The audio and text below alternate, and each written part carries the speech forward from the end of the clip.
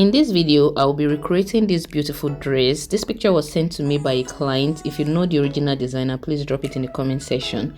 This dress has an exaggerated sleeve, a princess dart bustier, and a drape at the front of the skirt. You're welcome to Kema Freak. My name is Kemi Omorogbe.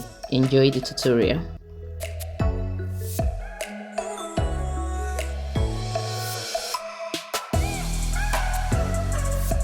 To create this, I'll be using my basic bodice block, basic sleeve block, and basic skirt block. I have a tutorial for these three which I'll drop in the description box so you can check it out. So here's my basic bodice block, although it is not complete because I haven't marked out the neckline, but yeah, this is a plan for it. I am working with a waist circumference of 36 inches. I added additional 2.5 inches to this because I'll be adding a dart of 2.5 inches. On the underbust line and on the waistline, I am creating my 2.5 inches wide dart. So I took 1 inch towards the center front and 1.5 inches towards the side of the pattern, and I'll be connecting these dots together. With this, I have the waistline and the underbust tightened. Now I'm moving on to create the bustier around the bust. So I'm just using my pattern curve right here to connect the underbust line to the bust point. Okay, so I came down by about half an inch just to create a smooth transition. I am creating a princess dart bustier, so I marked the midpoint of my armhole line right there and connected it to the bust point. So I'll need to tighten this dart by 1 inch. So I came downward by 1 inch and I'm connecting it right back to the bust point. For this second line, the line closer to the dart, I'll be extending it by 1 inch, just so we don't have a deficit when we are joining the two pieces of the dart together. Now I like to do this especially if I'm working with a plus size. I measure around the chest line, I measure the width of the dart and put a replacement along the chest line, and for this it was about 1/4 inch, nothing significant, but then I connected it to the waistline so that I won't have any deficit around that bust. I do this for plus size outfit. So I'm creating a new armhole line right there, and I'll be cutting out the dart excess around the armhole and the lower part, that's the waistline and the underbust line area. Onto my neckline, I have the width of my basic neckline here. I make use of 3.5 inches on a normal day, but for this person I wanted the neckline to be 4 inches wide, so I marked 4 inches and also 4 inches deep. So right there I modified the usual basic neckline to a 4x4 neckline, and I'll be connecting it right back. One thing I like to do here is to measure the width of the shoulder and just put exactly that on the back pattern as well. So I measured this and I can't even remember the value, but yeah. So I'm cutting out my neckline here, cutting out my dart excess, and we have our pattern almost ready. Just one more step, okay?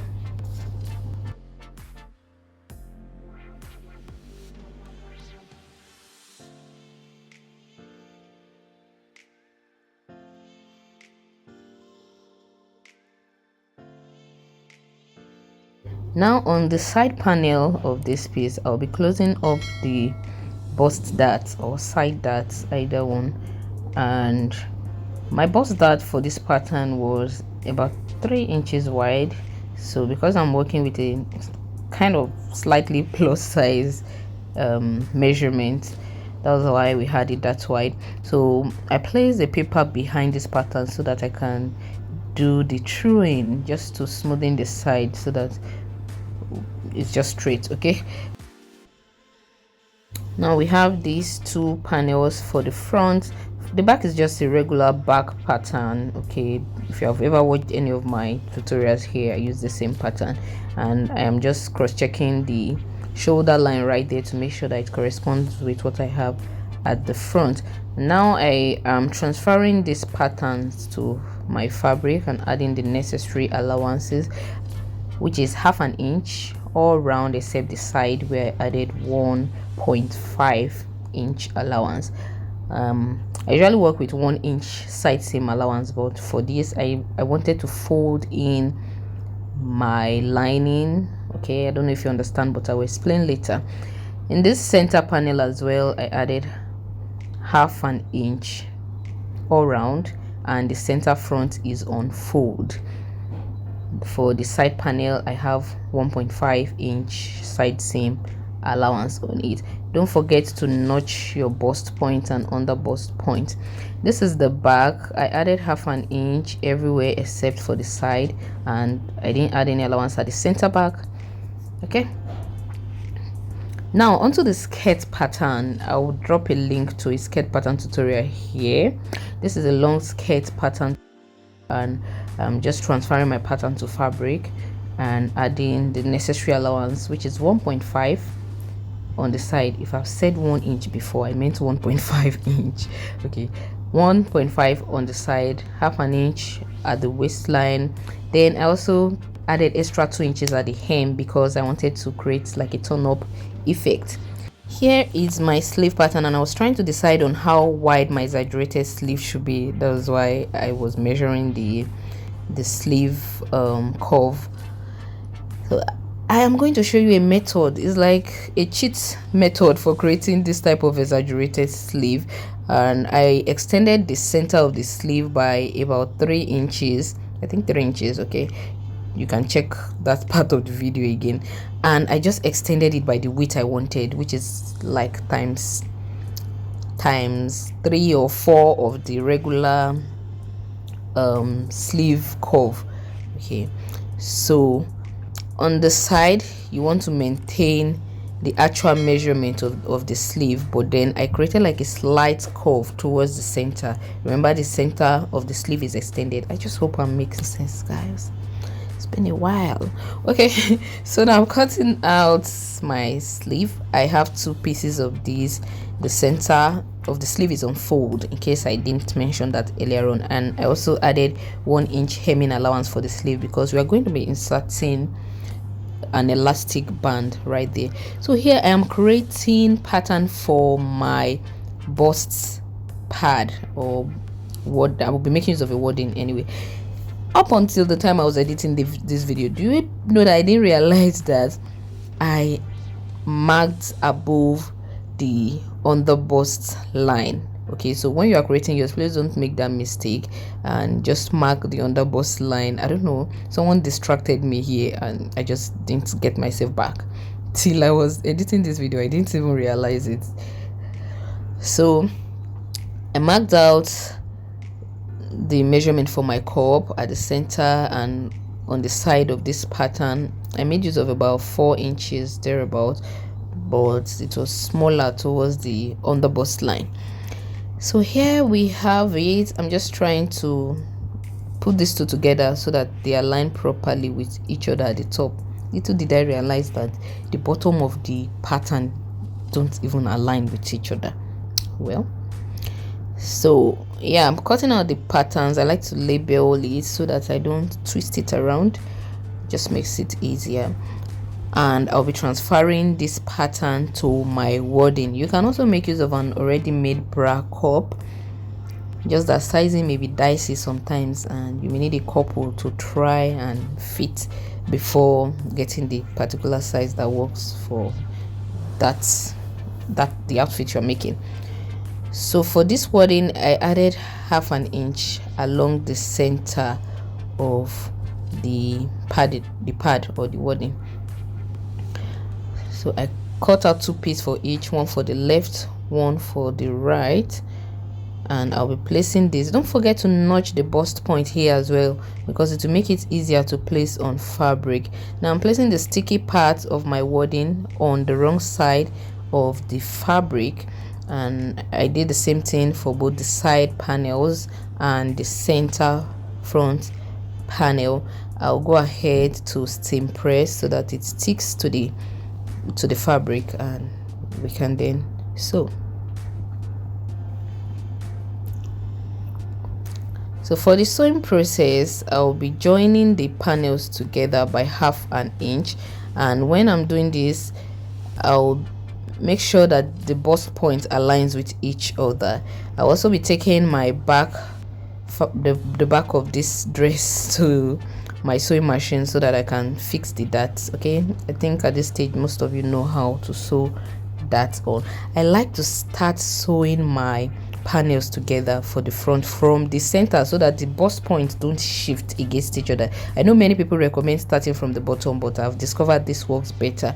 So I start from the center upward and then downward, so that way the bust point remains the bust point for each panel, they don't shift.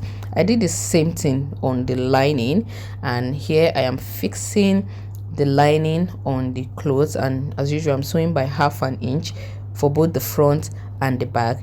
After doing this 1/2 inch seam, I'll be top stitching on the lining to help it stay in place. So this is what I have right here, and here I have top stitch. Okay, that's what really helps the lining just, you know, stay inside, not misbehave and show itself outside. So right here I want to join the front and back piece together along the shoulder. I have a couple of methods I use for this, and on this particular occasion I decided to use this method where I open the lining for the front and the back, and I'll just be sewing the lining separately and then sew it across, so the fabric on a straight line like so. It is time to fix the sleeve. This is just a quick sewing process, so I'm not really showing you everything.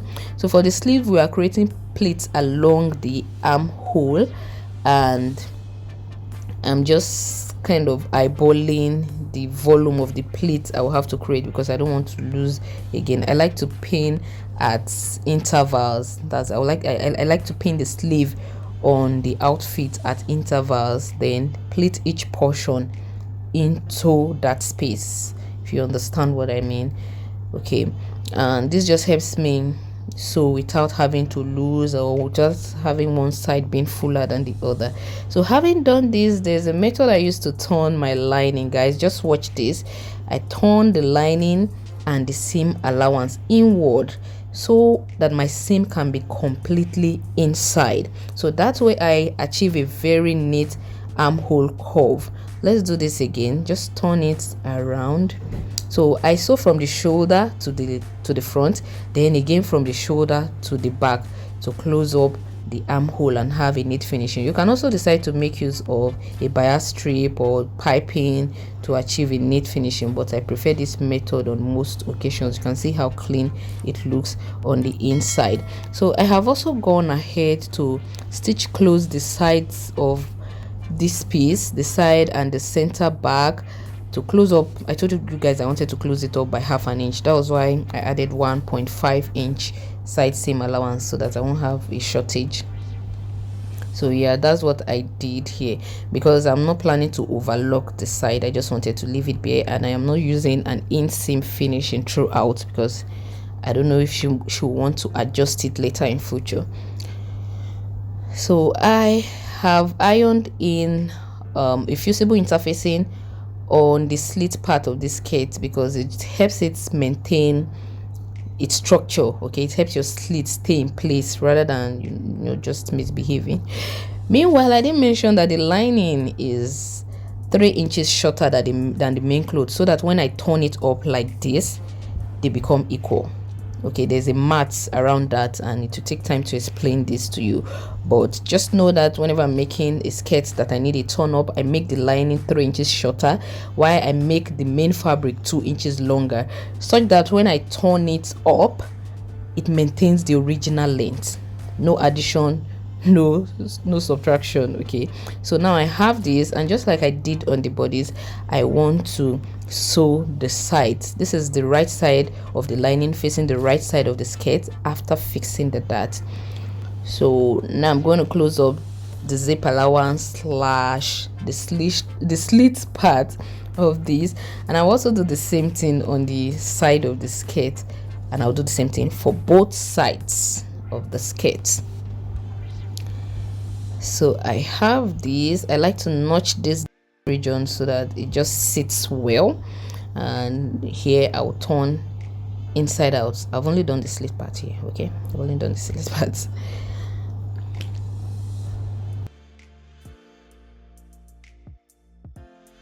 It's now time for me to join the bodice and the skirt together by 1/2 inch.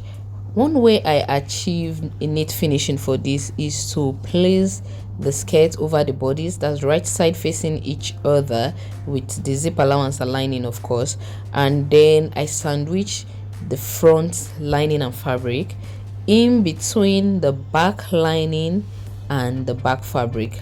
Just watch how I do this. Then I go ahead to stitch by 1/2 inch. At this stage I actually realized I haven't closed up the sides of the skirt, but yeah, you can choose to do this first then before closing up the sides. Okay, so you can see what I mean by the turn up, right? You can see how clean it made the hem of this dress look. So here is the back. As in fact, I recommend doing this, please, before closing up the sides. Sorry about the confusion if I got you confused. So I did the same thing for the front, and I went ahead to close up the sides of the skirts. So I used lining to turn the edge, and I left just a little bit, like 3 inches right there, so that I can, you know, turn it inside out. And for that 3 inches I weaved it to give it a neat finishing. So we are placing a drape on the front of this skirt, and I'm just measuring the length of the drape I want for this. I can't remember the length I eventually used. So I took out the fabric. I already hemmed the edges of this fabric, and I have one edge just left bare. I can choose to overlock that. So here I fold the first split inward so that it doesn't show from the outside. I wish this was actually on a plain fabric, but you can see from the picture that they made use of just one fabric all through. So I created pleats on one side of the front of the skirt and held it down with pins. You can go ahead to stitch it just so it stays in place, okay? And I'm just using, like, I'm draping this, okay, on the skirt. So on the other side as well, I held it down with pin. Then I went ahead to stitch it after joining. So this is before joining the side seams, right? So I just left that side loose for now. So I went ahead to fix the zip for the back, and now I'll be joining the side seam allowance together. So right side facing each other, front and back. I took my measurements and, you know, stitch down the sides.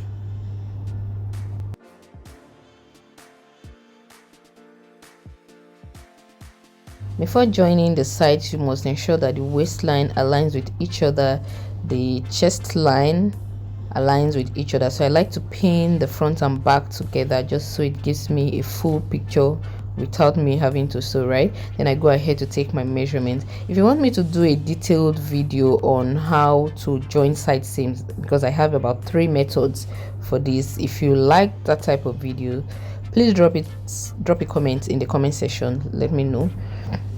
So I'm marking out my measurements for this side. I'll go ahead and stitch, turn it around, mark out the measurement for the other side.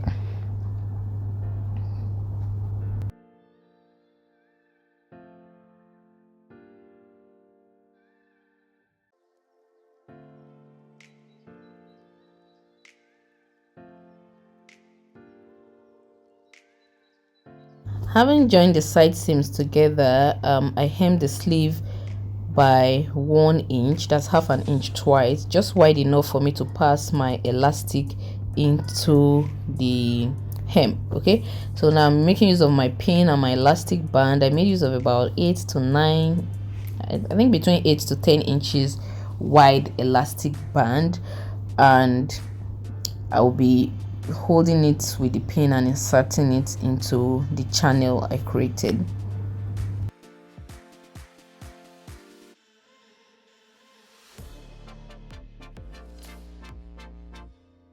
Now back to our drape. I'm holding the other side of the drape together, and you can make use of your hand needle and tack this together, and maybe use a hook and eye to hang it. Okay, you can do that. Another way you can do this is to stitch directly using a hand needle. That's a hand stitch on the fabric, not a hook. But then I decided to make use of my sewing machine because I was quite in a hurry. But before doing that, I had to still hold it down with pins. Then I turned my outfit inside out, opened the side seam allowance, stitched it directly in between the side seam allowance using my sewing machine. Okay.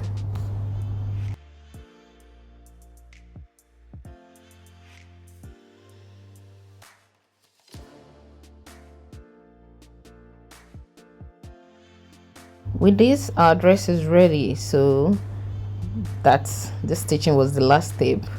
This is what I eventually got out of mine. Let me know what you think in the comment section, and let me know if you'll be giving this a try. Like I said, please tag the original designer, and if you do that, I will include her name in the description box. So yeah, this is our finished work. Thank you very much for watching. You can check out our other tutorials on the channel. Once again, my name is Kemi Omorugbe, and this is Kema Freak.